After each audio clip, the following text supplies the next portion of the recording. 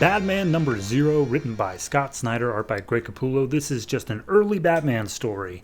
Not going back to his parents in the alley, it's just, here's what Batman did before he was Batman. So, we open up in Gotham City 6 years ago. We're at Gotham National Bank, and I guess they're having a grand reopening where they're serving cake and coffee. And wouldn't you know it, but a group calling themselves the Red Hood Gang shows up and says, hey, we used to rob the old Gotham National Bank. We're here to rob the new ones, and we pray that nothing will change. So everyone get on the ground, and we'll be in and out of here. And the bank manager's just like, oh, you have no right. And the leader of the Red Hood Gang, Red Hood 1, he throws over a gun to one of his subordinates and says, like, hey, kill that guy.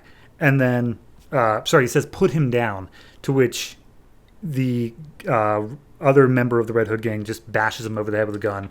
Not killing him, just bashing him over the head. To which Red Hood 1 is then like, okay, hey, take that gun and blow your brains out. And he's like, what? Why would it? But you said to put him down. It's like, yeah, but the real Red Hood number 5, which is who you are, would always take the opportunity to kill someone rather than non-lethal means. Also, the real Red Hood number 5 is left-handed and you're right-handed. So he's already deduced that this is not the real guy. He's some sort of police officer or something like that. Must have something on the actual one. And he's like, okay, fine, I'll do it. I'll kill myself. Just don't hurt anybody else here. And he's like, what do you mean don't? We poisoned the cake. Everyone here is dead already. And so he's like, oh, geez, oh, gosh. And he puts the gun in his mouth, but then he's like, all right, whatever. And he just starts fighting off all the Red Hood Gang. And we see that it is Bruce. He's got his internal monologue going, and he's like, I was so anxious to just get in here and stop them before the robbery that I didn't study. I was stupid. But regardless, I gotta stop him now. So he tries to fight back against him. He throws a smoke bomb in order to make his escape. But as he's making his way out of the bank, he sees the police are already there. They're opening fire on the Red Hood Gang. Red Hood Gang's opening fire on them. He's just caught in the crossfire. So he ducks his way underneath a cop car. And when another cop goes and looks to see him being under there, it turns out he made his way down to the sewers underneath. And we see Bruce takes off his disguise. Really, it was just like a goatee, but apparently it was like a full face disguise. And he pulls down a motorcycle that he had hidden here in the sewer. And as the Red Hood Gang starts shooting out after him, he makes his way down the sewer tunnel, calls to Alfred that he needs the back door opened up. And Alfred's having problems on the computer. He's not used to it, but he does manage to get it open in time.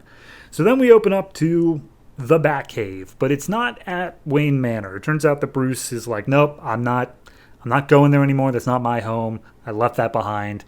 I am working downtown, like right next to Crime Alley, because that's where my city needs me. And Alfred's like, okay, but like maybe Bruce Wayne could be a better influence if he was, rich or whatever and could just solve some problems. Also, people know you came back to town. If they realize that there's a vigilante going around at the same time Bruce Wayne comes around and you're not playing up the Playboy aesthetic, people are going to figure it out. And he's like, yeah, okay, I'll think about it, Alfred. But he's like, nah, I'm not going to.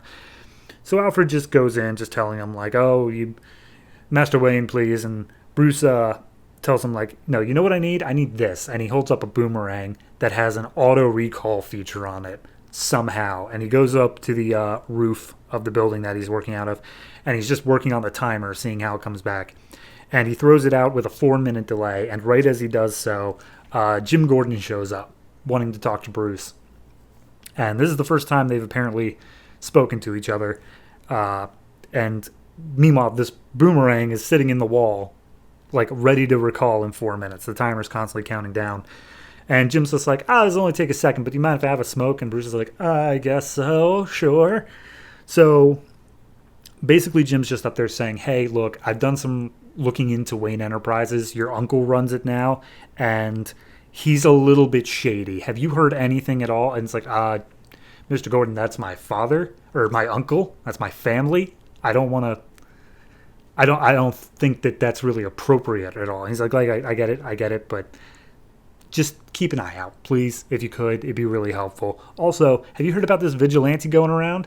And Bruce is like, nah, I mean, yes, I've heard it, but I don't know anything about it. And he's like, yeah, well, someone like you, someone who's just come back into town, you might be able to, living now in this part of town, you might actually come to respect the vigilante, but please anyone who helps him is going to be arrested.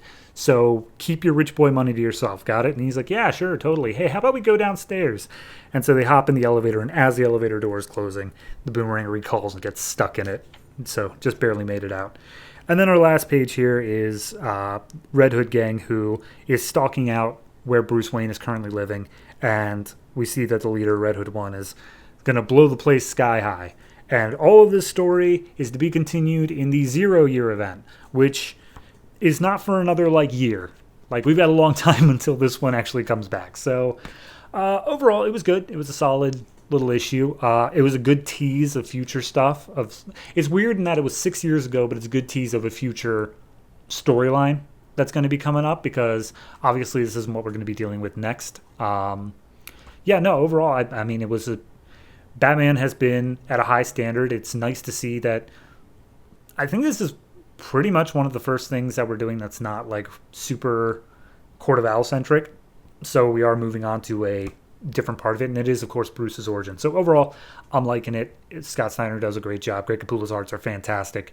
It did a good job of walking it through while still making it feel seamless. It was talking about big ideas, but still making it very easily understandable. So overall, I'd say this one's an 8.5. I really do enjoy this particular Zero issue. Looking forward to seeing where the story spins out from there.